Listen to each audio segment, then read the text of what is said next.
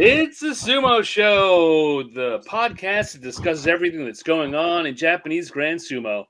Whether you've been steeped in sumo lore since the Heisei era, like me, Stan, or you're a dedicated fan who wants to get deeper to what's happening on and off dohyo, like our friend Troy, or you're just brand new to the world of sumo and you want to learn what it's all about, no matter how much you know about the sport, Sumo Show has something for you.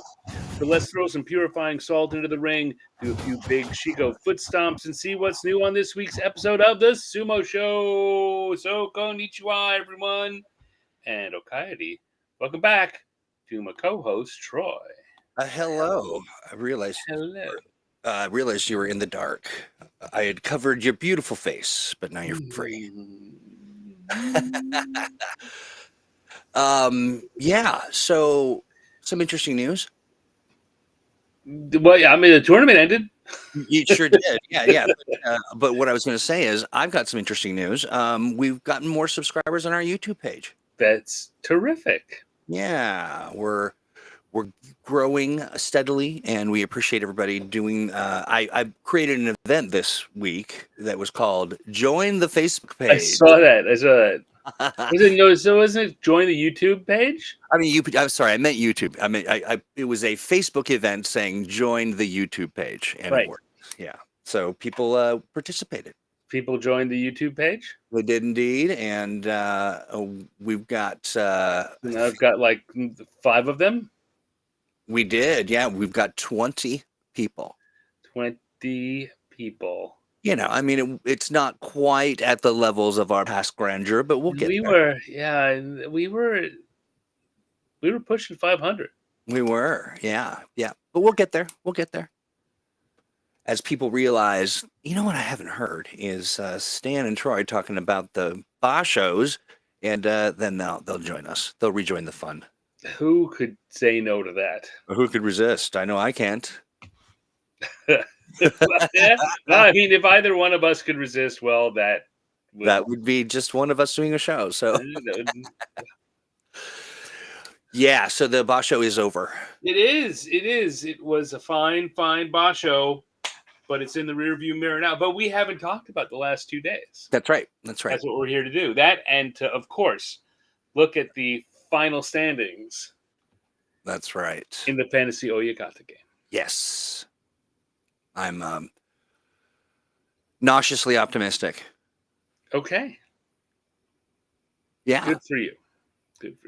Well, good for both of us, I think.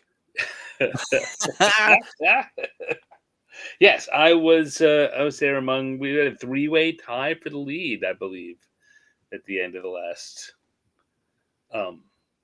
time we looked at it. Yeah, exciting. And it all came down to what happened on the final 2 days. Yeah. Let's dig into it. Which is maybe then we should talk about the final 2 days. What happened? Yeah, I think we should. All right. Well, so there was one big guy pushed another big guy, and one of them fell down. Yeah, and and that happened repeatedly. It seems to be a theme in this. Oh, yeah. It's surprisingly. And then the next day, it happened again. It did. Yeah. The end. Thanks for tuning in, everyone. Be sure to join the Facebook group where. Yes. It's the holidays. We've got so much going on that the energy levels here, we're preserving ourselves. Weird. Yeah, I mean, you know what? It's always this. I keep thinking it's so hard to do this show a week after the end of the tournament when we're not watching videos. Yes, it is. It's different. It's a different vibe. It's a challenge. We are still reworking our formula. Yeah, finding our feet after the big after we got the big got thrown out of the ring. I don't know what move. The big NHK Henka. That's right. But so yeah, we've been experimenting with sort of doing this stuff, and I think it's still a good. It feels good, but there's it's I think towards the end it can be a little energy is a little inconsistent. Yeah, yeah, we've got the. It's a challenge. Although I tell you, one of the things that's been really good this tournament, with you having watched all of the matches ahead of time, we've had some very interesting conversations. Yeah, Uh, absolutely. Yeah, right. yeah. I've even just in this shorter time period, for this particular Basho, have really. It's almost like I reset the clock and I'm learning again. But it's very interesting. It's having that base to work on where we kind of walked through curated matches that Yeah, you put together. It was very it's a different game. It's a different mindset and energy level that I really appreciate. me too. But on the other hand, getting to the day of getting ready for the show today, I pulled everything up and like, I don't remember what happened last weekend. Yeah, yeah, that is a bit Oh, of I selected this match. What happened in that match? I made notes for it. I don't understand them. yeah, and we Stan and I usually confab every Sunday and sort of talk about plans. But I think what we should do is think about that because that time is rough. I'm trying to like jog my memory and pull up all the things that I had taken notes on and all Yeah, that stuff. But yeah, yeah, yeah. but do we want to get into this? Let's do this. Instead of deconstructing it, let's look at the actual tournament like we intended to. That's right. All right, so this is where things stood when last we looked at the match. It was going into day 14, and we had our two leaders were Kotozakura and Hoshoryu, our two Yeah. Ozeki, both of them at 12-1, with a two-match buffer between them and Abi, Takanosho, and Gonoyama. So that really, mathematically, what that means is that no one can win except Kotozakura or Shoryu, because they've both got to lose both of their matches in order for them to drop to 3 losses, and Yeah. they're definitely fighting each other. So one of them will not win, will not lose both matches, and in fact, neither one of them can win both matches. So Right. we are going to, looking at where things stand entering day 14. Um, well, we are highly likely going to have a decision without a playoff. Yeah. Um, but not there's still a lot of ways if they split one way on day 14 and split the other way on day 15, then there would still be a playoff. So it's still possible, but it's not possible that Abi, Takanosho, or Gonoyama are going to be the victors. And in fact, it's not possible they will finish in second place either. Is it? No, it is. It is possible. Yeah, the math is weird. So they could still, yeah, if one of our two leaders loses both and the other leader wins both, then the one that lost both would drop down to 3 losses, and whoever Okay. among our trio ranking at 10-3 right now, however many of them can manage to win both of their remaining matches, could tie for second. But that's an unlikely scenario. Right. And the thing about math is it's not an exact science. That's exactly not the thing about math. Oh, okay. No, Right. no, Right. they're very much, Maybe very that's much. a different Yeah, science. just flip of it, do it again. Right. Yeah. Yeah. There we go. Yeah. So interesting setup. Who else? What do we have going here? We've got a group of 2, 4, 6, 8, 10, 11 people who potentially could be 7-7 on the final day. Those are our people in the middle Yeah. that are either 7-6 or 6-7.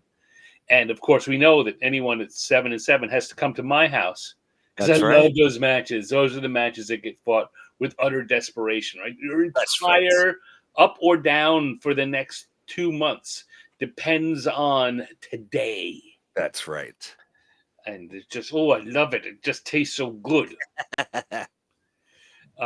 And we got some big names in there, right? Who's in that? We got Yes. Daisho and Tommy Fuji. Tobizaru, Yeah.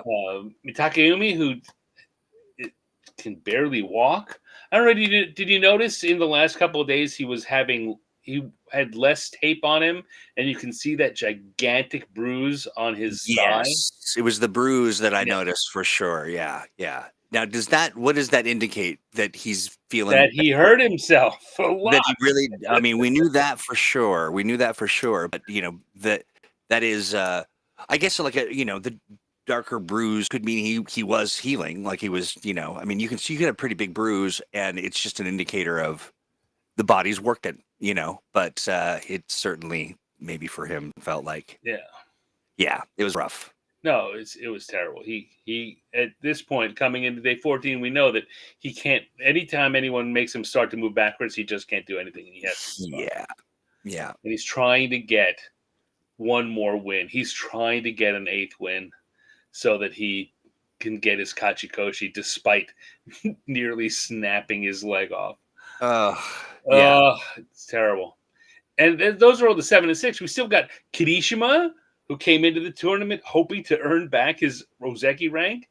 He's now hoping to just stay in Sanyaku. Yeah. Just stick around. Oh my god. And Endo, Roga, Midori Fuji. Yeah. Midori Fuji. It's a lot of big names there on the bubble, as they say. So what else have we got looking here? Let's look further down. Shodai finally got back to Komusubi. Yeah. 4-9. 4-9 coming into day 14. He's dropping back down significant ways. He's just hoping to stay out of double-digit losses. Right.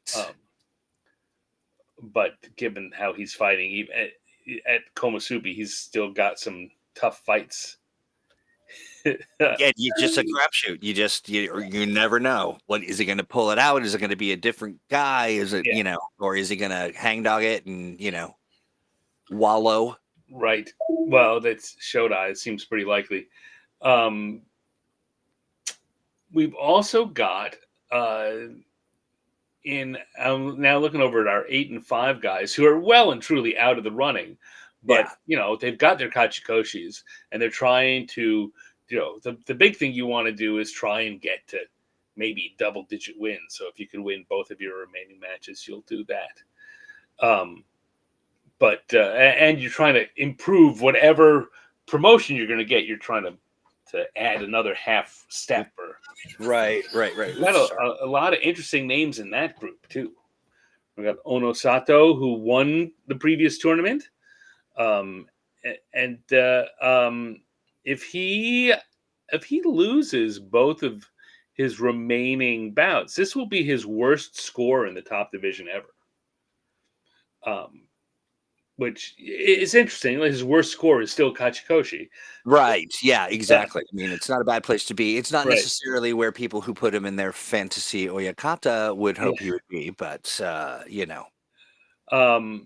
But he what was I going to say? This is his tournament getting promoted to Ozeki.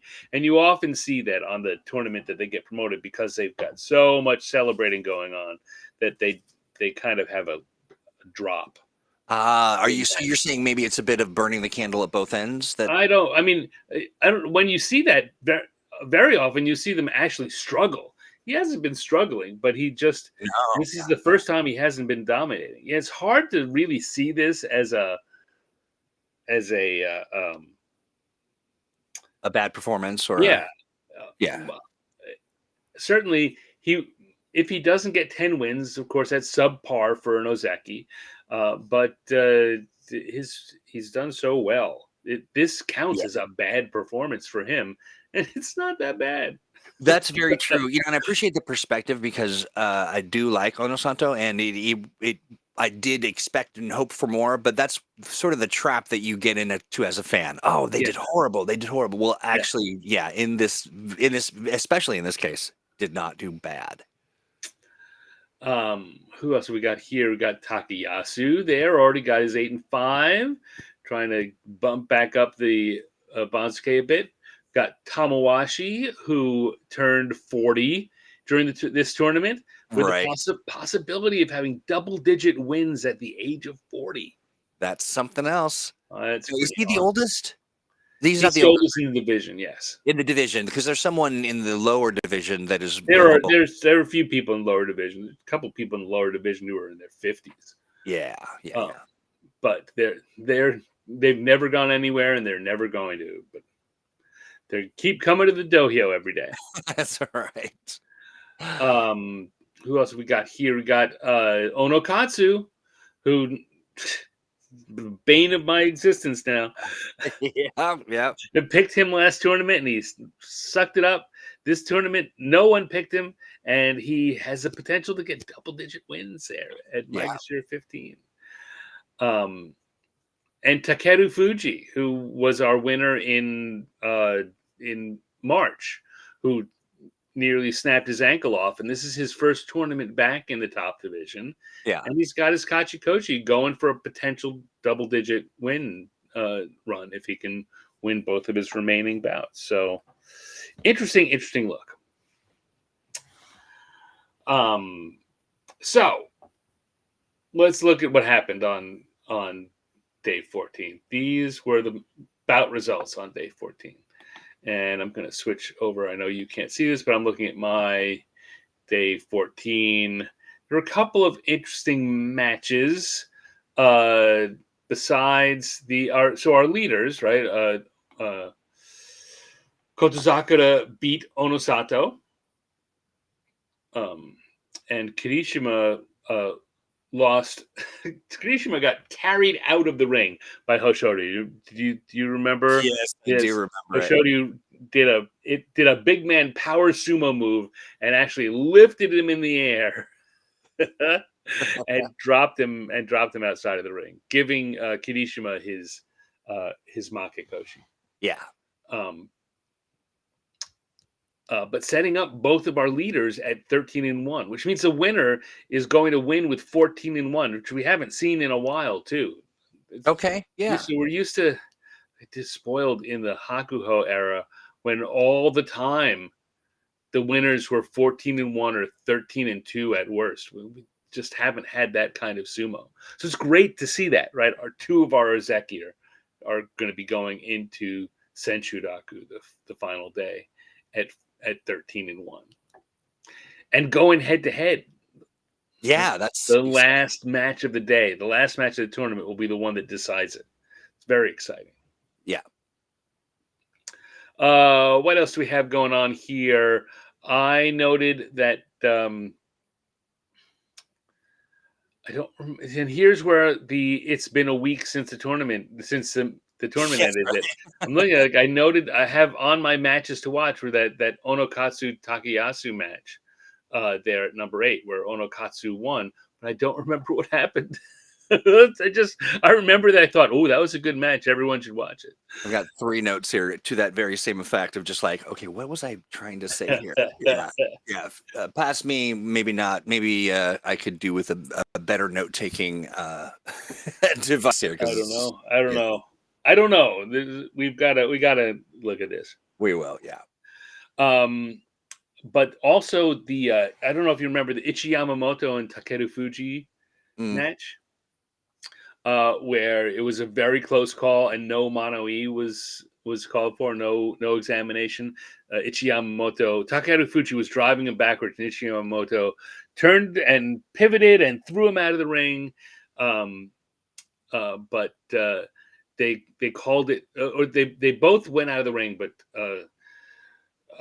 they called it for Takeru Fuji, saying that he had Ichi Yamamoto was dead body. But when you go back and look at it, Ichi Yamamoto still had both feet on the ground when Takeru Fuji hit the ground. It was one of those really glaring non-calls. Interesting. Now, I don't immediately recall that. My bad, but that's just the way it works. Yeah, we talked about this before. That's that'll always be a space where I think, oh gosh, like when they're wrong, and there should be something done about it. But that's just really in all sports. There That's how isn't it that kind goes. of Yeah. just how it You know, goes. you find that in any sport that has a replay, there are rules governing when you can have a replay. Yeah. When you can throw it in. But and in sumo, the rule is one of the ringside judges has to say, I'm not sure about that. And if none of them say that, then it doesn't matter. Even if they're wrong, there's not going to be a review. Interesting. And so the fact that they didn't call for it is interesting because it's like it seemed like they were totally wrong about what they were looking at. Yeah. Everyone was totally wrong about what they saw. Yeah, very interesting. It does in especially in the case of sumo, for me anyway, it does beg the question of, is there some bias or something else going on, or some kind of, that sort of unknown essence of sumo that I'm still having to wrap my mind around, where someone can win and not win, and someone can, It's so, I mean, while that comes up occasionally, it's usually pretty well guarded against, because the guys making the decisions are all people who are coaches, right? They're right. they're Yeah. not just the judges. They have, sometimes it's their own guy in the ring, but everyone has their guys. They're going to be judging for their own guys and everyone else's guys, and you don't want to, if you start doing something that favors one guy or disfavors another guy, the repercussions are so intertwined, because of the political nature of sumo. Yeah. There's a really strong, besides the incentive for doing everything on the up and up, the disincentive for not making waves, which already is baked into the Japanese culture. Yeah. But even more so, right? Everything you do, if you aren't doing it to what you believe is right, can cause such ridiculously convoluted ripples. Yeah, and we've seen some of that in the past play out. Whole Heia's being lost, and like all that. So yeah, that makes sense. Yeah. The more interesting thing, no, that's not the way to say it. The thing that happens more often is when you see a decision getting made and it could go one way. It really is a toss-up decision, and they make the decision come down the way they want it to, rather than the way you look and go, well, the fairest thing would be this. Well, yeah, but we kind of want this to happen. We all want this to happen. Got it. Interesting.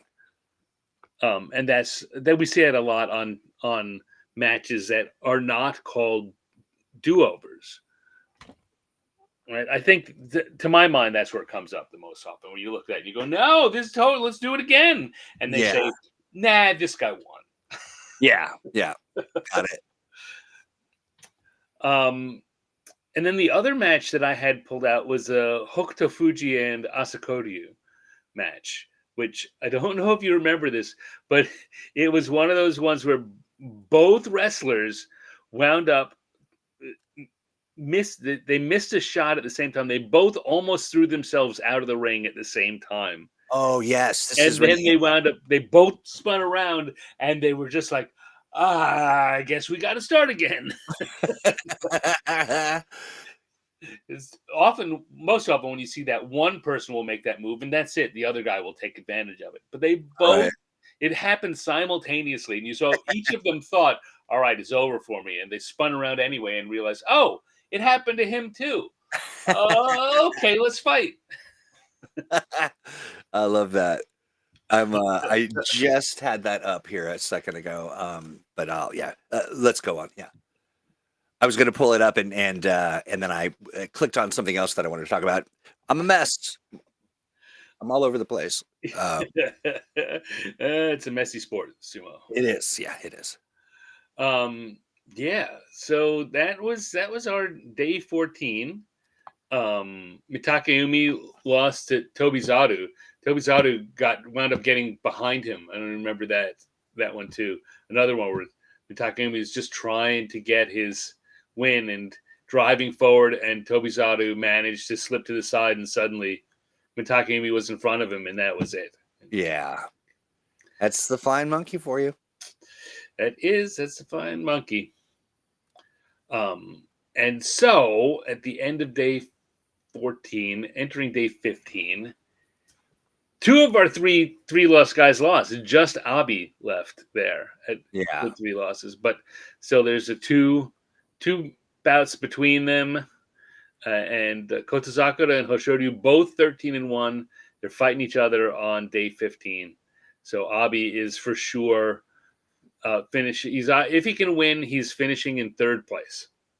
And if he loses, he gets to tie for 3rd place. So he's finishing in 3rd place no matter what. Just whether it's just him or he's tied with anyone else who manages to keep 4 losses.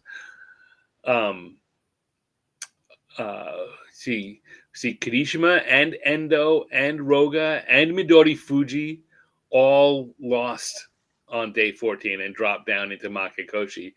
And we've only got 3 7-7s coming in. That's right. Yeah, I expected a larger group for you. Yeah, me too. But a lot of the upper group won, and a lot of the lower group lost, and so we wind up with just 3 people, and that's 2 matches because they put Mitakeyumi and Atami Fuji head to head. Mm-hmm. Which was a shame for Mitakeyumi, but he was kind of a big sigh of relief for Atami Fuji, I guess. I mean, yeah. And Ichi Yamamoto went up against Sadanomi.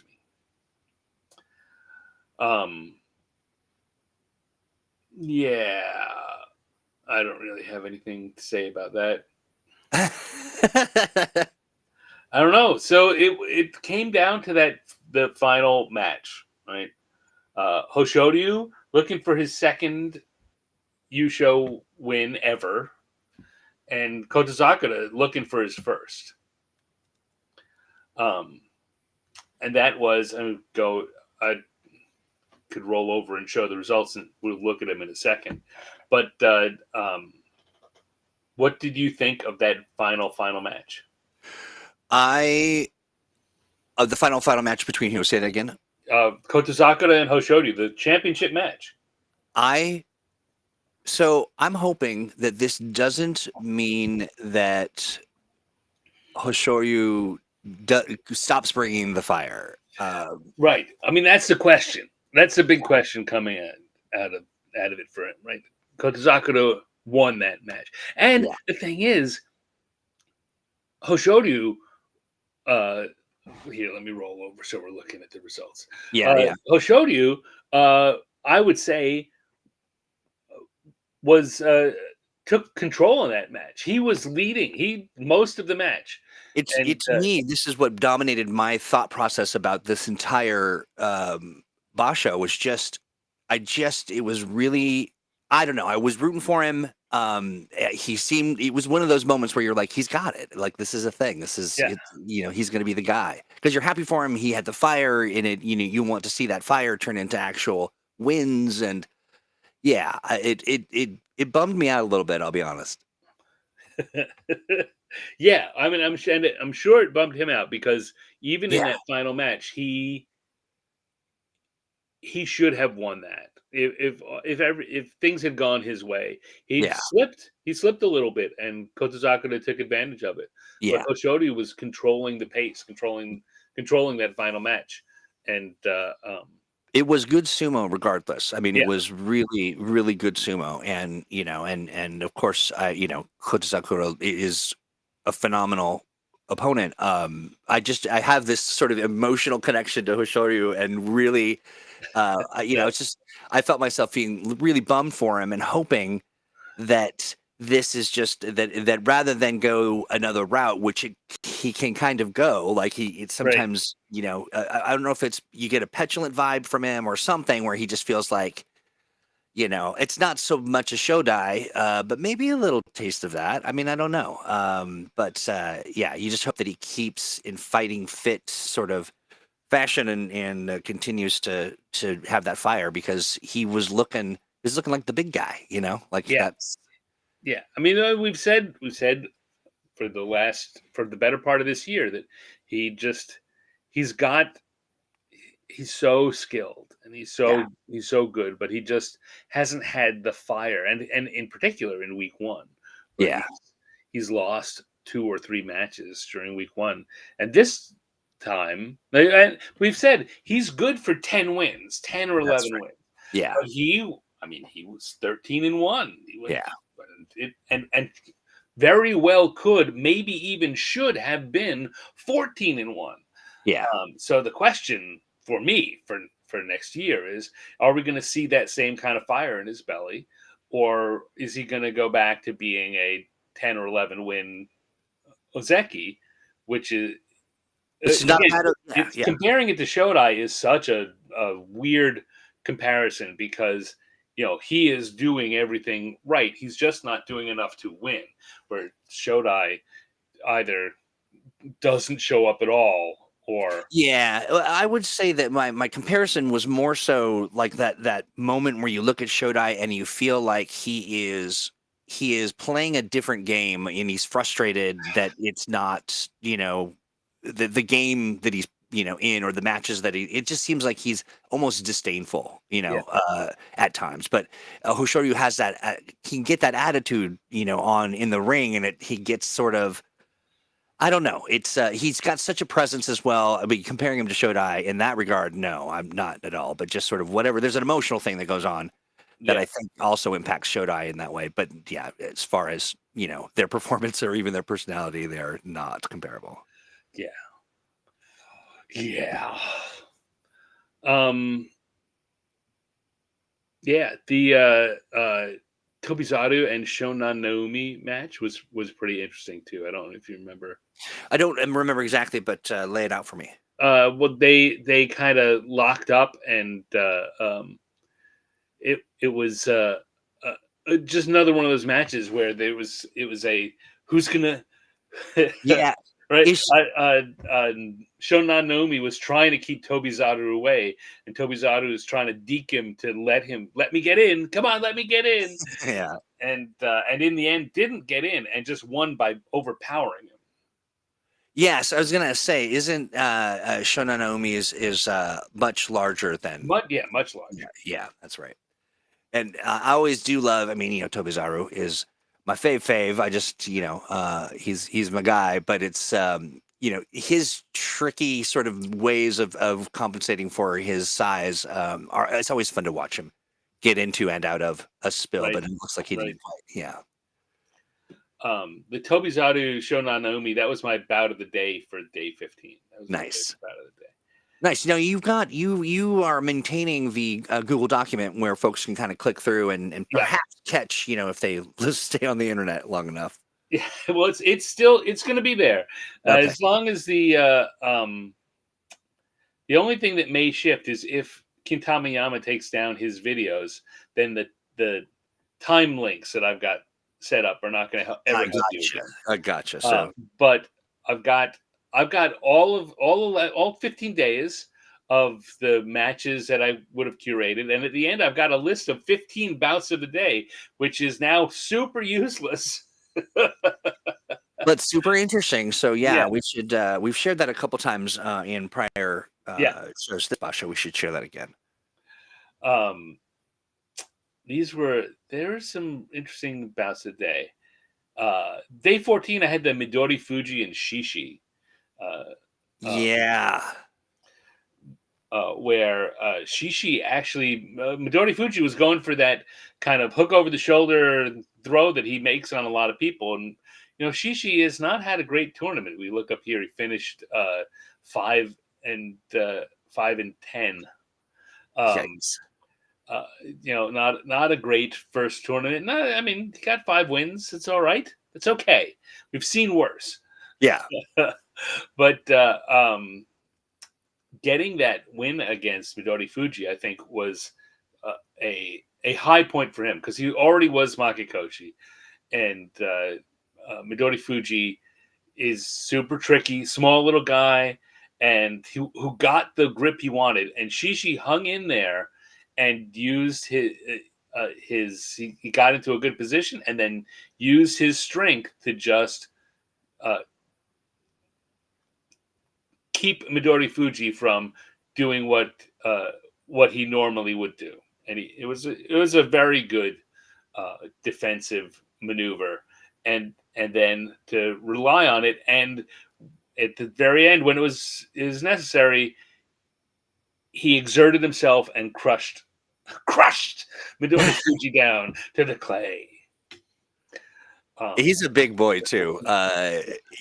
It'll be very interesting to see what he does, like how he performs. Yeah. Yeah. So this is how things look at the end. We got Kota Sakura is our yusho winner at 14-1. Hoshoryu finishes second. Yeah. At 13-2. Abi winds up tied with Takanosho and Gonoyama and Chiyoshima. Chiyoshima had a really good tournament. I didn't see that coming. That was not on my list. Yeah, no, I do not. Yeah, he's not someone I was paying a lot of attention to until this Basho. Is both the Wakas, yeah. The Waka brothers, Wakamoto Haru and Waka Takakage, both finished at 10-5. Takeru Fuji, 10-5 in his first tournament back, so that's good. That's very good. Onosato managed to get 9-6. Couldn't get double-digit wins, but he got 9. I think this is going to be one of the few tournaments in the top division that he hasn't gotten any special prizes. He got special prizes all the time. Interesting. I mean, he's Nozeki now, so he no longer can get those. He's going to be expected to do well. Yeah, but they're Onosato, Onokatsu. Oh, Onokatsu, you're killing me. And Tobizaru finished at 9-6. Nice. Daisho and Atami Fuji and Takayasu, along with Ichiyamamoto, Takaru Fuji, Meisei, Tamawashi, and Shonan Naomi, all at 8-7. Those are our winners. Those are the guys who got a Kachikoshi. Those are the guys who are getting promotions. We had a retirement, right? Was there a retirement for this Basho? Well, no. It's retirement at the end of last tournament. No one retired right around this. Okay, got you. Takakeisho had retired at the end of last tournament, and that kind of helped to even things out in the Sanyaku ranks. Got it. So what do they got here in our people who did not? People are Makikoshi. Yeah. I looked at in the 7 and 8s. No, Mitakeumi lost that final match of the day.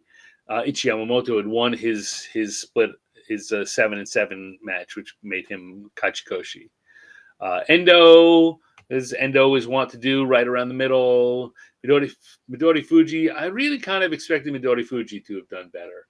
Yeah. At Maegashira 9, but 7 and 8 is not terrible. I just expected him to be on the other side of that. But then at the 6 and 9s, we've got Kirishima and Oho, two of our guys at the top. Kirishima definitely dropping out of Sanyaku.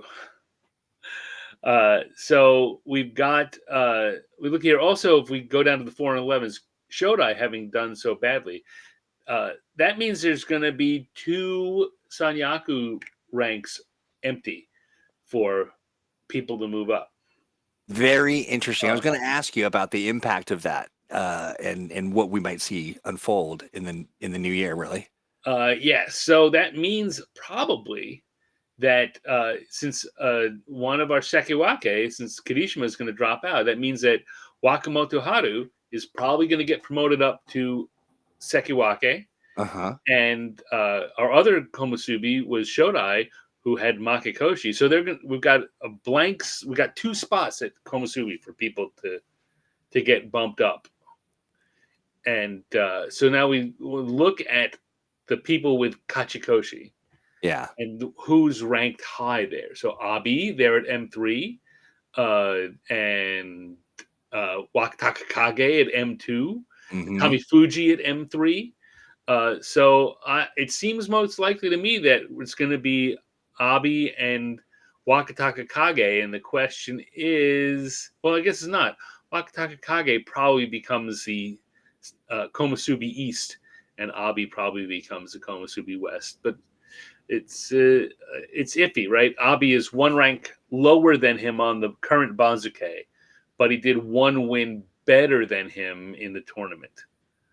So Okay. so That's hard. Yeah. Yeah. there's a question there is how they're going to get juggled. But I think it's pretty likely that those are our two Komusubi for next time, and Yeah. Wakamoto Haru and Daisho are going to be our Sekiwake. Very interesting. Yeah, it's looking at the collection of broken dreams there at the Yeah, bottom. It's a bummer. but we look. The other thing we see there once again, other than in what we call our upper Maegashira, our Yeah. Maegashira 1 to Maegashira 5, in the winning column, we've got Abi, Yeah. Wakataka Kage, Tobizaru, and Atami Fuji, and that's it. So there's only 4, so there's 10 spots there. Yeah. Only 4 of them got winning scores. And 2 of them are going to get bumped up into Sanyaku, which means there's only 2 people in. Yeah. That means that most likely uh, uh, Atami Fuji and maybe and Tobizaru could be Maegashira 1. It would be weird to bump Tobizaru or Atami Fuji 8 and 7. Usually that 8 and 7 only earns you a 1 rank boost. Yeah. But who are they going to promote over him? Or like, are they going to drop? Well, you got to figure Shodai at 4 and 11 is dropping multiple ranks, and there's no one else coming down. So yeah, the figuring out that upper Maegashira for next time is going to be crazy. That's some complex math. Yeah. So I think it seems just mathematically it has to be uh, Tobizaru and Atami Fuji at Maegashira 1. See, Maegashira 1, Oho was 6 and 9, yeah, and Hitadomi 4 and 11. Maegashira 2's 5 and yeah, they just did really badly. Yeah.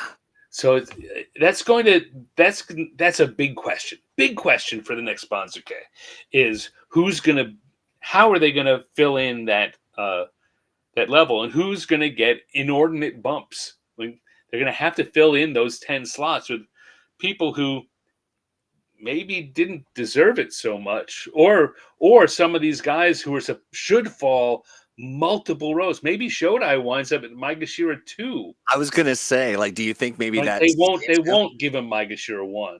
But at 4 and 11, he really should drop down to about Maegashira 5, maybe 6. Like Yeah.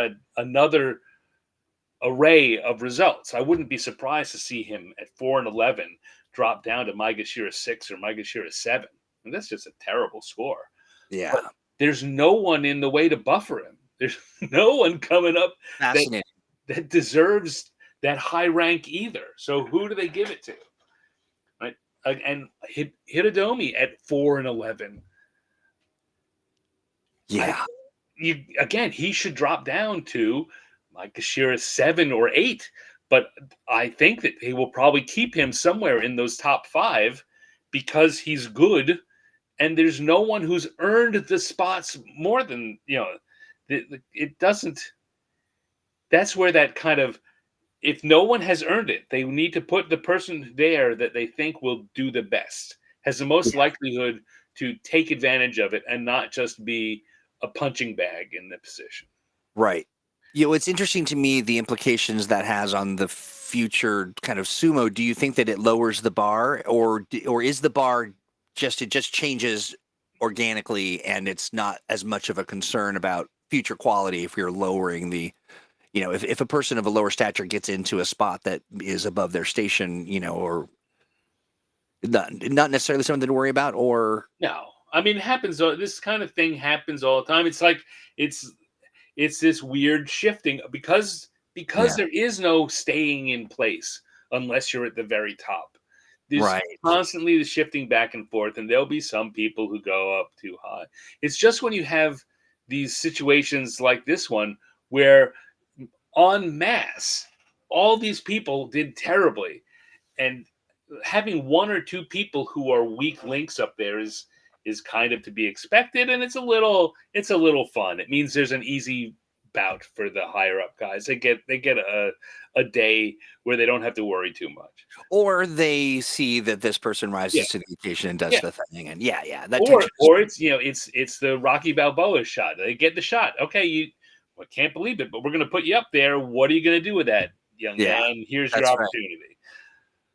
Um, but again, like when it's so many of them, just looking. I mean, I really would need to do this on paper to really understand it. But I'm looking at this, I'm like, it's like the entire upper Maegashira really looks like they've earned getting dropped the hell out, and no one of commensurate skill is going, yeah, I want up there. That is interesting. So I will be very, very curious when we come back in early January to do our Banzuke for the January tournament. Yeah, I'm very curious, and to get Fred Pinkerton's. I'm just gonna say Yeah, Fred's chart. we're gonna Also, we're gonna have a lot to look at on Fred's chart. yeah, absolutely. I definitely also, one of the things that I wanted to do, and to mention, is that I would love to do another longer term look, and maybe even if we just focus on one Rikshi's trajectory over time, and just sort of took a look at that just to get a sense of the thread. Maybe even just Hoshoyu. It would be an interesting thread to follow. Anyway, I felt myself wanting to do that after after the match, and Yeah, yeah, because just to get a sense of what his sensibilities are, and sort of what are his rises and falls. Because I'll be honest with you, until this Basho, I was always sort of saw Hoshoryu as a puffed up something. Like, I mean, I just wasn't as impressed. But now I mean, I'm not going to say that he's going to replace Tobizaru as the sumo of my heart, but he's given me a lot to think about. yeah. Well, the Hoshoryu, and was just talking about earlier. The question is, uh, can he do this every tournament? Can Yeah, he can he dominate the way he did in week one every tournament? And the answer should be that he can. I mean, he's got the skills to, but that's just historically not what he's done. His weakness has not been week two; it's been week one. yeah, yeah. Um, and he came out of the gate guns ablazing. In fact, we often would see in week two. Maybe it's because his back had been to the wall, and he just digs in, and he very often puts in a very, very strong performance. He does his best against his best opponents. Yeah. Um, and just too many first week mistakes. Is he ready to stop making first week mistakes and be the guy who is always 12, Fired up on day 13, one. or 14 wins? Yeah. I mean, he could be. Yeah, he certainly could. I mean, he certainly has what it takes. Yeah. That's all internal. That's right. That's exactly right. And that is, just to not put too fine a point on it, but that's when I talk about, like, it's hard to say why he who shall not be named gets, goes up or down, or, like, you never know. You just know it's something, Right, like, right. he has the skill to do the thing, but something inside, a conflict, an attitude, a whatever. But yeah, so yeah, it'll be something to watch for. I'm looking forward to the next Basho. Yes. Oh, me too. Me too. Uh, Already looking forward to the next Basho. yep. Um, one of the interesting things I found watching we talked a little bit over the first two shows in this Basho about how Kintamiyama would show some of the 10 years ago videos. And how many of the top level guys, even then, they fought each other. Their records were 40 matches against each other. They'd all been there in those top spots, coming up together and in the top spots for 5+ years. So they had a long record. How during this tournament there was one. It wasn't you. It must have been Kintamiyama. Someone made a point where two Rikishi came up and their number of matches was around 30. Like their record was 12 and 15 against each other. Right. That's a lot. Like, I remember when that wasn't a lot. And some of looking at Hakuho's, again, just to think back on how the glory days good he was. Yeah. Right. He against the other the other Yokozuna, against Kakuryu. I think he had a 40-8 record against the other Yokozuna. Couldn't beat Hakuho. Wow, 40-8. It was just crazy like that. Yeah. And there are a lot of those. You see those matches amongst the top level guys. All of them had 30 or 40 matches in their history against each other. And we'll get there again eventually, but it's going to take a while. Yeah. Well, they're all gone, and all the other people who'd been around that long got flushed out with him. So there you go. There you go. Kotozaka, we spent all this time talking about Hoshoryu. Yes. Kotozaka won. We haven't been talking about him. That's right. That's right.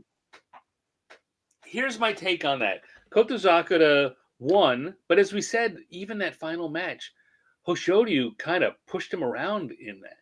Yeah. Kotozaka stuck it out, and that happened a lot. There were a lot of matches this tournament where Kotozaka almost lost or was pushed to the edge by someone that you're like, whoa, wow, he almost lost that. Right. But he didn't, right? He went 14-1 and he won. But that's got to stop happening for him. Like, he's not going to have a tournament. We often talk about that you need the breaks to go your way. And in fact, that's winning a tournament often will come when a few breaks go your way. Right. He got a lot of breaks went his way. And so while he won this tournament, if I were him, I would not be walking around feeling like, well, I have certainly asserted my dominance, because I know that there were some points where I made mistakes and I should/could have lost. I didn't dominate everyone the way the way Hakuho did, the way any of the other, the way Hoshoryu did. Hoshoryu had a much more dominant 15 days than Kotozaka did. But Kotozaka got one in particular, but 2 or 3 really good breaks along the way. So I don't know. So I hope that he takes that to heart, and that this is the start of something good for him. I don't think he is proving himself. Certainly the pundits are talking about if Kotozaka wins again in January, he could get promoted to Yokozuna. And I'm sitting around thinking, I don't even think that's likely. I mean, he could. He's an Ozeki, and he's got all the pieces, but he doesn't feel like he is marching towards Yokozuna. Feels like he got suitably lucky in this one and put in a very good performance and won. I wouldn't count on that again happening in January. If he performs just this well in January, I don't think he's even going to be he's going to be the runner-up. I think he'll finish in 3rd place or 4th place.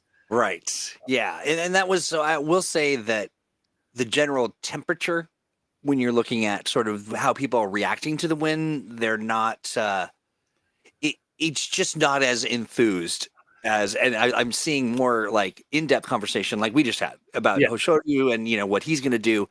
Kotazakura folks are they're not like saying he shouldn't have won, Yeah. but they're not as enthusiastic as they have been. Yes. In Yeah. No, I prior. think it's if Kotazakura has the same, let's say, if he puts in the same kind of performance, I expect him to finish second or third. If Yeah. Hoshoryu puts in the same kind of performance, I think he might win. Yeah. Yes, that's right. I agree. If Ono, I hope, I expect Onosato to go back to the way he had been his 3 previous tournaments. Right, this is kind of an off tournament for him. It's great to think of an off tournament being a 9-6 finish, but if he can turn it around and get things to, he's doing a little better and the chips fall his way, then he and Hoshoryu could be this big kind of final day match where both of them are firing on all cylinders. And that would be super exciting. Absolutely, it would be. Yeah, I mean, one of the things it is interesting as I'm wrapping my mind around what does it mean to be in your prime. What does it mean? It is specific to sumo that Kota Sakura and Hoshoryu are in their prime. Like it is like this is when the history is made for their careers now. Yeah. And Onosato is just starting out, right? His prime is 2 years from now. Yeah. 2 years from now. Yeah. So he should get better. And that's fantastic. I mean, that's very promising, and then there's a couple where I'm just like, well, I don't know where you're at. Yeah. It'd be really nice if Atami Fuji could ramp it up again because he also very young. He's only 19, right? Right? Yeah. Or he might have turned 20 already, but he's right around there. So he's got 3 or 4 years till he hits what's usually it's considered around 24, 25 is when that is your peak. Yeah. And then the next 3 or 4 years is where you are great. You are at the top of your game. You're not peak anymore, but you're right up there and you're still in the prime of your life and you're doing your best sumo. Is usually the 24 to 27 or 28 years. Kotazakura is a little younger than Hoshoryu, I think, but they are right there at those peak years right now. So it would be really great to see them both turn it on. Agreed. On again. And do it big. All right. So that's how things wrapped up there. All righty. We have another competition. We do indeed. We do. I would say the most important competition. The most important competition. It is called the Fantasy Oyakata game. It is indeed. And if I can make my computer work right, I can come here and switch the screen out, and we can look at there. This is the Fantasy Oyakata. How things turned out. Okay, so best possible results. We see down here on line 15, best possible result is 62 points. Yep. And that is if you had Kotazakura, you got 14-1 and 1 point for winning the yusho. And Wakamoto Haru, who's 10-5. And Abi, who is 11-4 and got a special prize. Oh, right. Yes, that's right. I forgot about the impact of the special prize. Takanosho was 11-4 and got a special prize. Chiyoshima, that is 11-4, was clearly the best choice in lower Maegashira, though no one chose him. And then, if you picked Kotazakura to win, you got an extra 1, and if you picked Hoshoryu to finish second, you got an extra 1. All of that adding up to 62 points. So, the question is, how did folks on the chart go? We had 11 people in the game this time, and are bringing up the rear. Though in no way are we throwing any shade. We got Skyder or Skeeter, Yeah. depending on 36 points. That pick and Shodai did not help him at all. Takada Fuji was a middling choice, and Ryuden was a bad choice. And he did not get any of the Yusho points. Next, we have Kamen Rider, Green Knight, 42 points.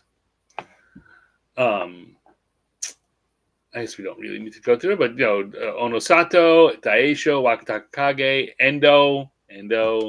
We saw, unfortunately, went Makekoshi.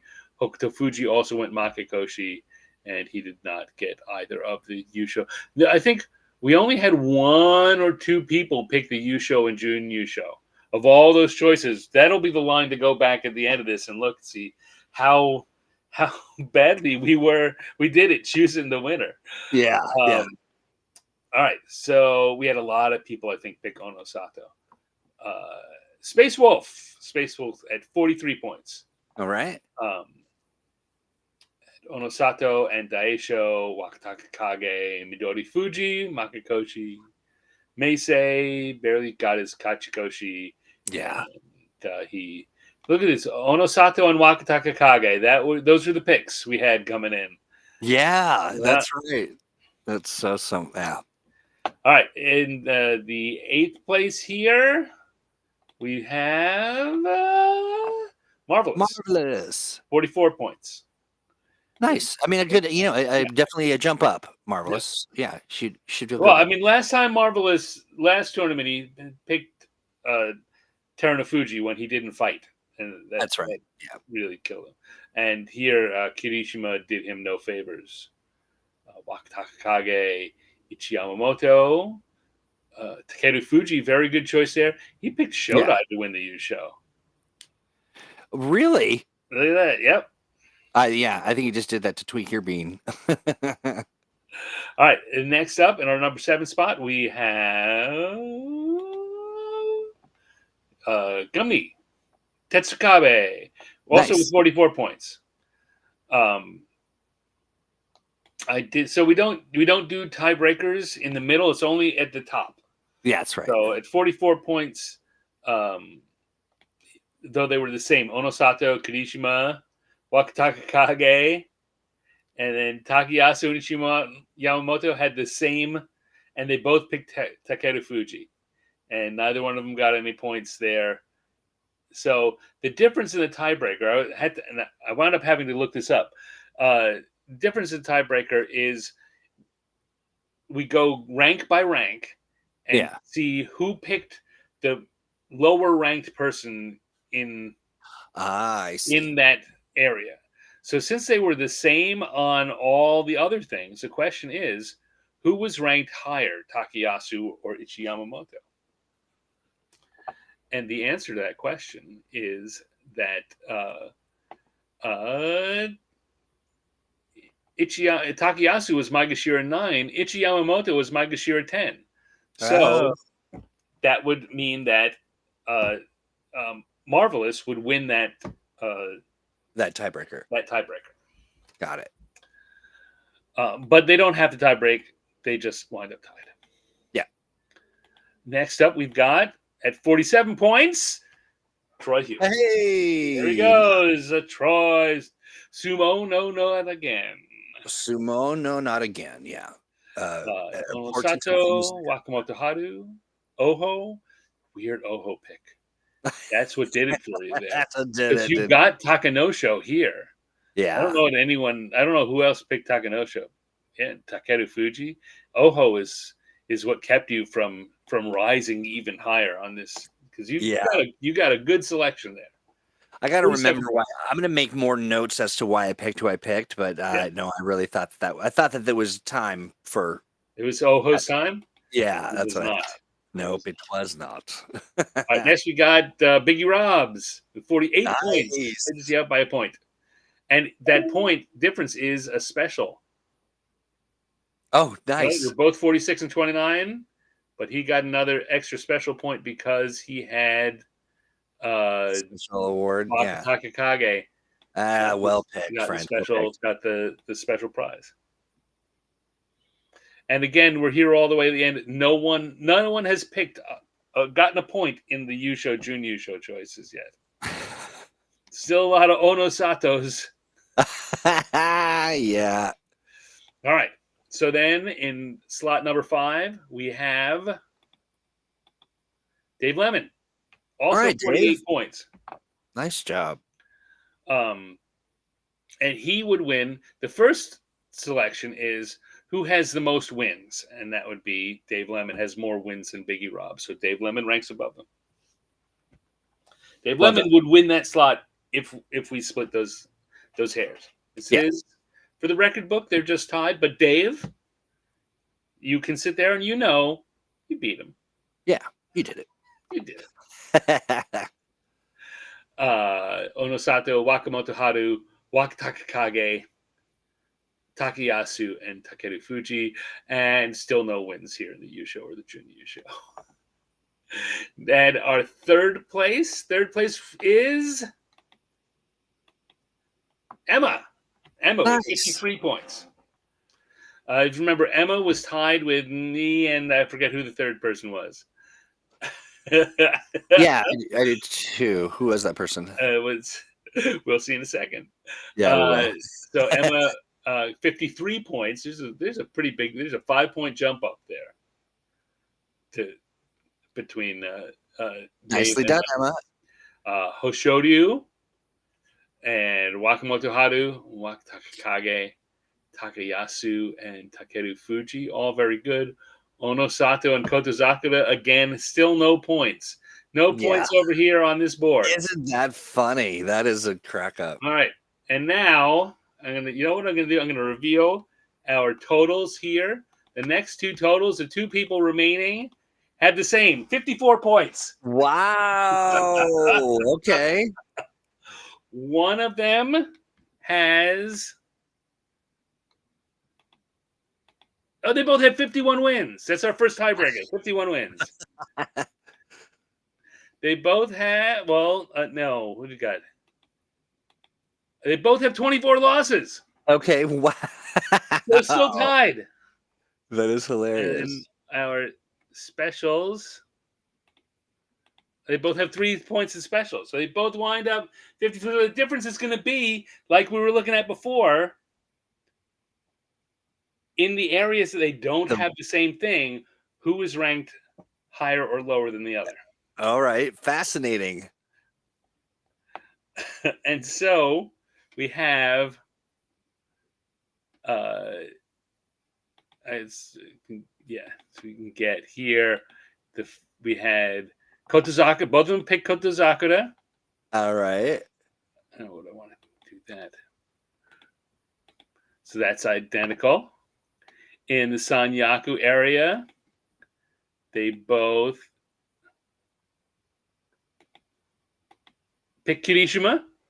6 and 9. In the upper Maegashira, they both pick Wakatakakage. Holy smokes. In the lower Maegashira, they both pick Takeru Fuji. Uh-oh. So it all will come down to what happened here in the middle Maegashira. One picked Gonoyama and one picked Takanosho. Oh, wow. But there's a special point here for Takanosho. So that should give this person the lead. Yeah. Except that means there's got to be another point made up somewhere, and that's because over here in the Yusho area, this person picked Kotozakura to win. Oh my God! That's the only point that was scored. I was just gonna say only point of anyone. That's the only point that was scored. Yeah, interesting. But if we come here and look, so the difference is Gonoyama and Takanosho, and Gonoyama is ranked lower than Takanosho. In the Gonoyama was Maegashira 8, and Takanosho was Maegashira 6. So the person that chose Gonoyama is the champion and the other person is the runner-up. And that means that in this case, Ichinoto Irwin Iskander is our winner, and I am the winner. Wow. Well, a hard fought, hard to really, I mean, congratulations, Ichinoto. By the book, you won, but well not done, bad. well done, sir. Doesn't get any closer than that. No, it really doesn't get any closer than that. Definitely a testament to the two of you at the top of your own sumo game. So we will update our all-time champions. Irwan Iskandar will come in here with a one under Ghetto Flower there with a 1 win. I will become 2-2, and still probably stay there at the top. But there we go. That is the how the Fantasy Oyakata game turned out this time. Not disappointing, actually quite exciting. I feel not bad about where I'm at. I feel like when it comes to the work of it all, I feel like I've got even more of a sort of momentum. Yeah. So we'll see. We'll see how my guesses pan out in the next Basho. What do we got going on next for us? Like, what's our plan? For you and me. You and me, friend. Yeah. So we'll be picking. Our plans are, well, I mean, this is it for our regular stuff. Like, we won't come back with a between Basho. But we will have one between the Basho. That is the plan right now, in that we are going to. Let me just call this up because I don't remember the date. But we are planning right now to have a show on December 20th. So 3 weeks from now, we're going to have our Bonenkai, our year-end celebration show. That's right. So it'll be fun. It'll be, it will have a little holiday flavor in there, and it'll be fun. You know what? I may try to whip up, take Fred Pink's charts from the year and create a full year chart like I did last year, so we can have just what you're talking about. We can look at a person over the course of it. It'll be hard to see on screen because it'll be shrunk down smaller. But maybe we can post a link to it. I don't know. We probably get Fred's approval before we do that. Before we take his charts and make a new thing out of them, like use them as. We should do that. We'll reach out to Fred and see what he thinks. But I would love to follow some of these trajectories just to kind of see, especially towards the top of the Bansuke. Yeah. So on the mark your calendars now. The 20th of December, we're going to have the Sumo Show Bonenkai, the year-end party. Yeah, it'll be fun. And then after that, our next on January 3rd is the Bansuke show for the New Year tournament. Hatsubasho Bansuke. Yeah. And we'll find out what the hell's going on in the Upper Maegashira. That's right. Yeah. Yeah, it'll be interesting. It'll be very, very interesting. Looking forward to our show on the 20th as well. It'll be fun. I sure hope so. We'll bring the fun, Stan. I don't know about you, but I hope so. All right. Well, Stan does a little show dying. Kidding. The luckiest Seabream. No, I'm kidding. I'm joking, of course. So it's been it's a good Basho. It's been fun. This is a very interesting one. I'm personally further looking forward to refining the fire hose into its components, so I can process it better. But you gotta sit back and think about it. I'm just going to ask you, right? So this is the first time you have watched the daily things and gone through the whole tournament. What's your take on? I'm doing a lot of talking. How about you, Troy? Well, I'm just going to say that I feel like just about me because it's all about me. It I, is. I found myself a little leaning more towards. I understood a little bit more about how people are approaching the sport when you get the whole entire thing, and how there are elements. You I won't say that I was missing stuff because I really enjoyed it and it was all part of my learning process. But it is like I said in the past, it's like a whole new world Yeah. of things.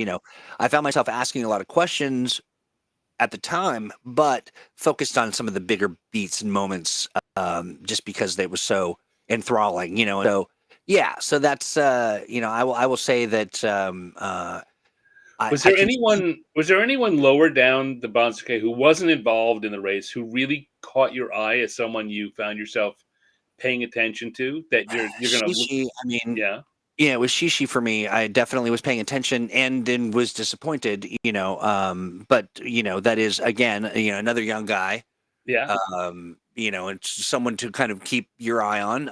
I definitely, and again, you have to, I think I understand deeper too why you say, well, wait a minute, like I don't want us to sound like we're bagging on these world-class athletes, and you kind of do that quite frequently because as much as you may be disappointed at what they're doing at the top, they're still on the top. They're right, still right. they're still there doing the thing, at least for now anyway. But yeah, so that's who I had my eye on, and and just really sort of kind of interrogating my vibes and feels about particular Rikshi and why one registers more who may not perform as well than another who Right. performs better. That's sort of the next phase for me is what's going on with that particular Rikshi. If they're performing better, why are they not catching my eye? You know what I mean? Like as Right, far as a right. consumer of sumo. But yeah, that's where I'm at. I find a lot of that because of what I do with my tracking my own picks for Yeah. each day, and I notice people who are I begin to notice people I'm just not picking them. They're doing well, and I'm realizing, yeah, I haven't picked them to win any of their matches, and they're already Kachikoshi. Yeah. Yeah. Yeah. Why? Or it's someone I keep picking and he keeps losing him. I'm just not picking him anymore, and then I pick him the next 2 days anyway. Yeah, yeah, you wonder why that is. That's kind of where my head's at too, Yeah, Why is that one Rikshi kind of resonating? And maybe it's about personality and sort of what they're putting out into the world. yeah. Or maybe it's, an early baked in bias based on, your hopes and dreams for that Rikshi or, who knows, but Maybe you love the color of their mawashi. that's right. It could be, yeah, it could be as easy. Maybe they are the hairiest Rikshi in the land. Maybe it is. Oh, I just like that guy. He's so airy. He's Oh, such a hairy dude. Uh, the other question I wanted to ask you about this tournament, because I yeah. know you mentioned it, at least I don't remember whether it was on air in our conversations.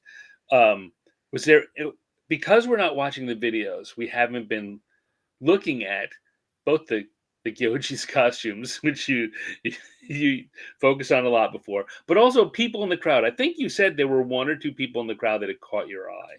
You Do know, you I remember I wish any I of them? could. I really should make note of that because I still do look at every time I see the gyoji. I'm like, oh, that's a watermelon flavored candy, or that is mint chocolate chip, or that But I don't focus on it as much as a bit, just because of the nature of things, about how we're Right. kind of processing stuff. But the crowd stuff always gets me, and I should take better notes on it because I'll even stop and pause and say, "What are you doing? Yeah. You like you're showing lots of emotion, or you're dressed in some kind of garb, Yeah. but none that stick out."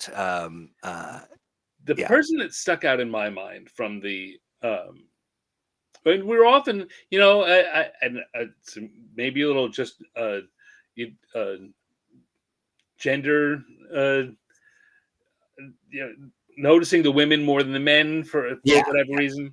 sure, But there's a woman that was there every day, just behind and to the right of the um the gyoji, the waiting gyoji. okay, And she was in a kimono. She's in a different kimono every day, and I uh, do and she was remember. there every day. And she very often would have a younger woman in a kimono with her for the earlier matches, who would then some guy would come. So I'm pretty sure that she runs a tea house, and because a lot of these people that are involved and supporting it run tea houses, Yeah. and that she probably has a bunch of young women students that are her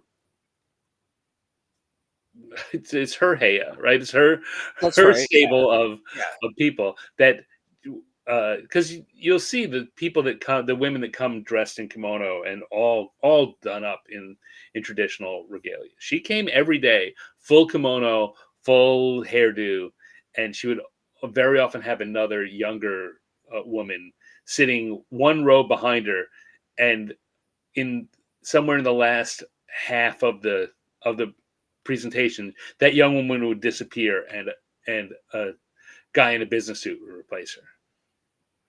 Interesting. I wonder. That's now. I think I know who you're talking about. I'm gonna pull open. I'm gonna share real quick. It's just a screenshot. Yeah. But I believe, was it her right there between? Just to the right of the Gyoji. Yeah, that's her. Yeah. That's I did. Yeah, and she was in that spot. That was her seat. There every day. There's no one else. None of the guys there was in the same spot every day. That they always rotated around, but that was her spot. She was there every day. Fascinating. Yeah, really interesting. It is curious to look at these folks and wonder who they are, and especially the people who are recurring. But that's fascinating. Yeah, fun. So there's a couple things that I plan to do a little differently. Better notes, of course.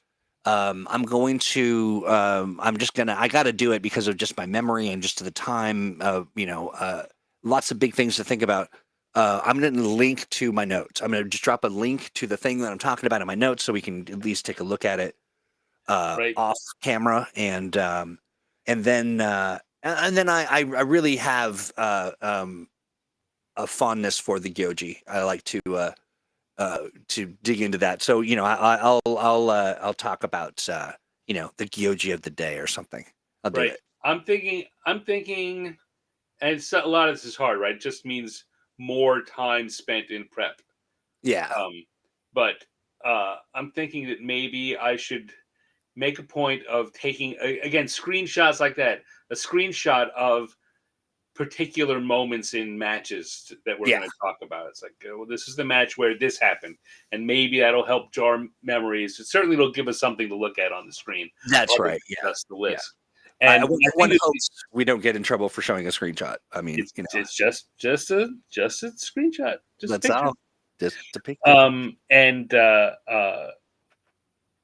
Yeah, I think you and people in the audience. That's harder to do because, like you showed in that one, when they're not moving, they don't stand out as much. That's right. She just almost looks like a bit of a traditional blur. Yeah. But there's a way we can do that. I think there's something we can. And you can take screenshots of Gyoji, right? It's the Gyoji. That's what I'm thinking. Yeah. Exactly. And no, I do still intend to look into, to dig a little deeper into the Gyoji sort of culture and sort of what their world is like. There's just not a lot of people who have done that, or who have the same available in English. That's right. So I'll continue to kind of play around with that, and we'll I think we got some things to shift and change, but we have 3 weeks to figure it out, and we'll see everybody on the 20th of December. And I don't know that we'll be introducing any of the new stuff, particularly at that show, but we will bless you. We will, at the very least, have a celebration. It'll be fun. Yeah. Yes, indeed. All right. So you're going to grab those drums? I'm going to do it. Here we go. All righty. You have been listening to The Sumo Show, a live podcast about the art and sport of sumo. Your hosts tonight have been Stan Brown and Troy Hewitt. Production by Troy Hewitt. Airing by Stan Brown. Mwah! sneeze again. That's why I did that. An initial charge by Tachi Troy. So Aye. until December 20th, when we have our year-end party, we say to you,